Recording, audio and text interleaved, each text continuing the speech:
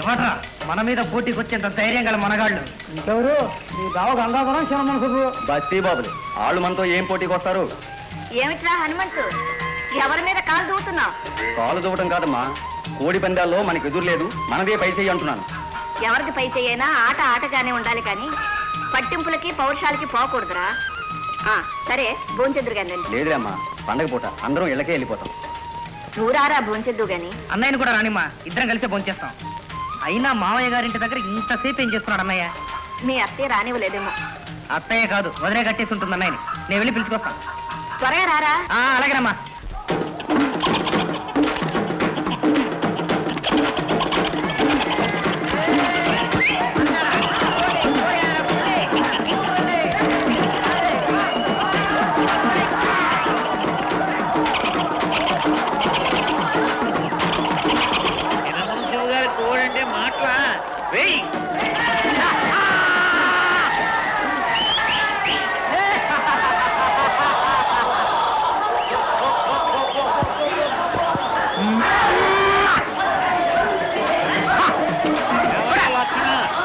ఈసారి కూడా మీ పార్టీయే గెలుస్తుంది.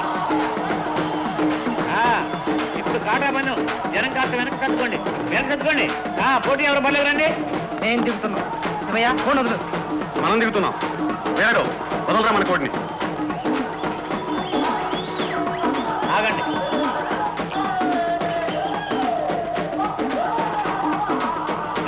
ఎక్కడా తప్పు లేదు, రెండు సమూజీలే. దింపండి పర్లేదు.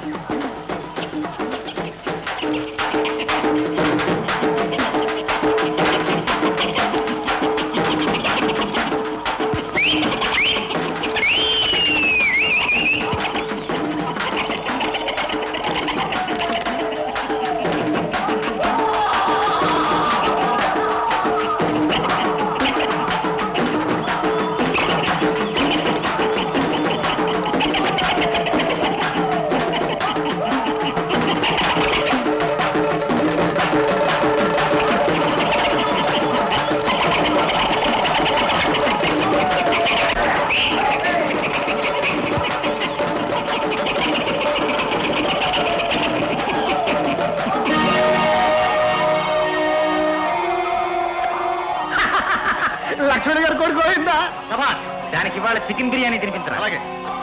ఇందులో ఏదో మోసం ఉంది లక్ష్మణ్ బాబు.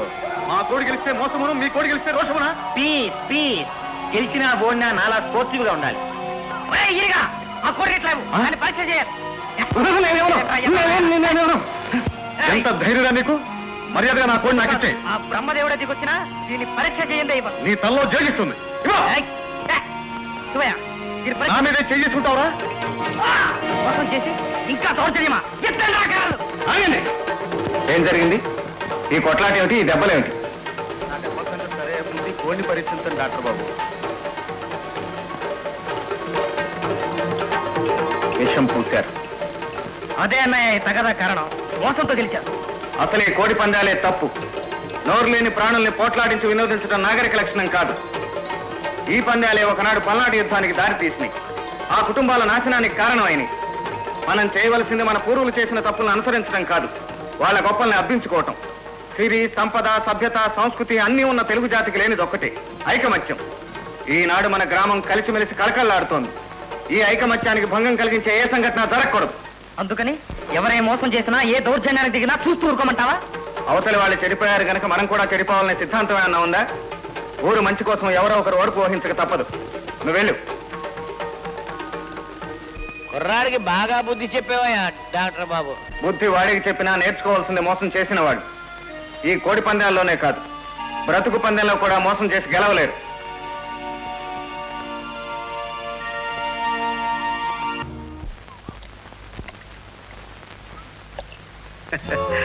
దారి కట్టలే, నా దారి నన్ను పోని. నీ దారి నిన్ను పోనివ్వడానికి ఈ దారి గాయటం ఎందుకు? నా దారికి రావే పంచదార చిలక. పట్నంలో నేర్చుకొచ్చిన చదువు ఇదేనా? ఈ ఊళ్ళో ఇలాంటి కారుకూతలు కూస్తే కళ్ళు ఊడబెరికి కబోది పక్షం చేస్తారు. పళ్ళు రాలగొట్టి పనోటింత పాతేస్తారు. తప్ప. నువ్వు ఒప్పుకునే వరకు తప్పుకోను. మా నాన్నకు తెలిస్తే నిన్ను కొలివిలో కాగబెట్టి 3 తీగల కింద సాగదీస్తాడు. జాగ్రత్త. అట్లాగా? ఫ్రెండ్, నువ్వు రాంగ్ రూట్ మీద జాతా హై. రాంగు లేదు, రైట్ లేదు. నువ్వు ఇది కాయ కొరికితే చేదు పిలిస్తే రాదు నయాటి నయాటి నయాటి మంచి పండు సెలెక్ట్ చేసుకో ఏచావు నీ సెలక్షన్ నువ్వు మై సెలక్షన్ మామిడి పండు ముంత మామిడి పండు పద హాస్పిటల్కి పోదాం దెబ్బలు పద. తగిలినట్టు. గుస్సాకాయకు గట్టాయి పై ఏమయ్యా పిచ్చయ్య ఎంతసేపు అయింది వచ్చి ఇప్పుడేనండి కూర్చో నీ వ్యాపారం ఎలా సాగుతుంది ఏం వ్యాపారం అండి కష్టం మీద ఇచ్చుకొస్తున్నాను ఆ? నీకేమిటో కష్టం ఇంట్లో పడుచు పెళ్ళంతో హాయిగా గడపక అదేనండి బాబు తిప్పలు కనీసం దానికి నగలైనా చేయించలేకపోతున్నాను కోరినన్ని నగలు పెట్టుకోలేవయ్యా నాకెక్కడి నుంచి వస్తుందండి బాబు అంత డబ్బు నాకు ఎక్కడి నుంచి వచ్చిందో నీకు అక్కడి నుంచే వస్తుంది అర్థం కావడం లేదండి ఆ తికమకలు ఏమిటో కాస్త విడదీ చెప్పండి అయితే నువ్వు ఆ దండోరా వెళ్ళలేదన్నమాట ఏమిటండి అది అదేనయ్యా మన సత్యనారాయణ స్వామి ఆలయం ఎదురకుండా సత్రం కడుతున్నావు అది సగం ఆగిపోయిందని నీకు తెలుసు కదా అవునండి దాన్ని పూర్తి చేయడానికి ఎకరానికి ఇంత చొప్పున సందా వసూలు చేద్దాం ఓహో అలా వచ్చారా స్వామి కార్యంతో పాటు స్వకార్యం కూడా గుర్తుంచుకో మొదటి సందా నీదే అయ్యో వసూలు చేసి ఇవ్వండి నా చేత్తో ఇస్తాను తానా అందానా మొదటి చందా నాది ఎకరం ఒక్కంటికి 50 రూపాయలు చొప్పున 4 ఎకరాలకి 450 200 రూపాయలు ఇదిగో ఇస్తున్నా అయితే మా చందా కూడా ఎంతో లెక్క కట్టండి నేను ఇస్తాను అసలు ఈ చందాలు ఇవ్వటానికి వీల్లేదు.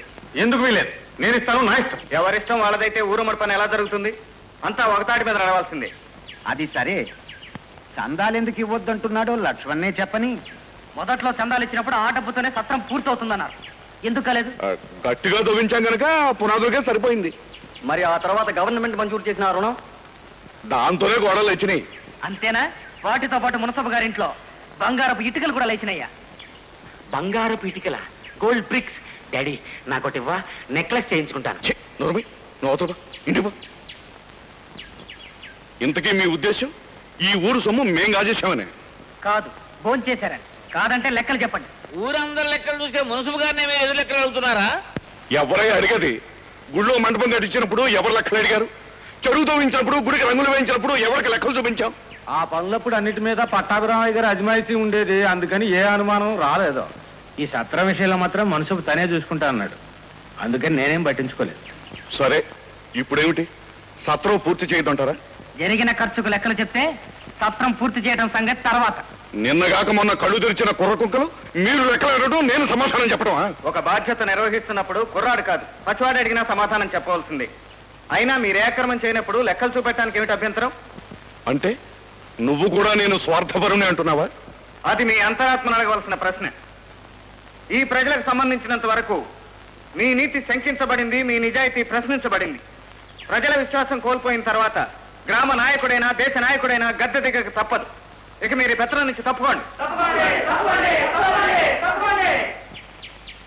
సరే ఆ పెత్తనం ఏదో మీరే వెలగబెట్టండి చూస్తాను ఏమండి మున్సిపు గారినే తప్పించేశారు కదా, ఇక సత్రం లెక్కలు ఎవరు చూస్తారు? ఈ యువకులే పూర్తి చేస్తారు. సుబ్బయ్య తాత పైనుండి అజమాయిషీ చేస్తాడు. నాకెందుకు బాబు ఆ బాధ్యత? ఊరు పొమ్మంటుంది, కారు రమ్మంటుంది.